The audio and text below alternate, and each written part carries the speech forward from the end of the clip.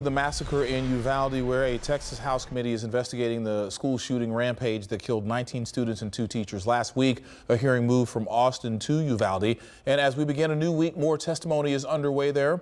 KPRC2's Robert Arnold has returned to Uvalde to cover these hearings. And Robert, today you heard from family members who are upset that this is all happening behind closed doors.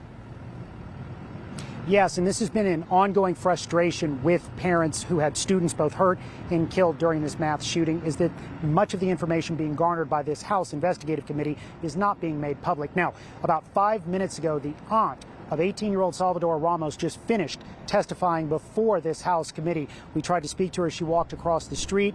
She declined. She was a bit of a surprise today because she was not listed as one of the witnesses on today's witness list. She turned out to be one of 5 witnesses who testified before this House committee. They heard from the City of Uvalde police chief, a Uvalde police officer, a state trooper, and a Uvalde school district police officer. Again, all of that testimony is being given behind closed doors. One of the things that we asked the committee at the conclusion of today's hearing was, has School District Police Chief Pete Arredondo agreed to testify before this committee? And the chairman of this committee, State Representative Dustin Burrows, would only say, we expect to speak with him at some point in the future. Now, this committee will be moving on to Austin tomorrow, but they say they will be back in Uvalde next week for more testimony. One thing that I noticed, as you know, Arredondo was recently elected city councilman. And as I was waiting for this hearing to wrap up, I was reviewing tomorrow's city council agenda, and there's an item on there that says they are going to review a request to give Arredondo a leave of absence from future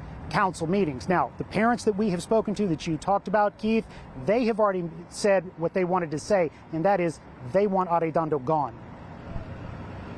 I want him to step down.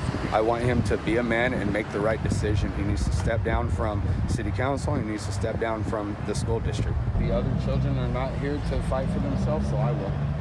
I'm going to be here every time. I'm not going away. I'll be a nuisance.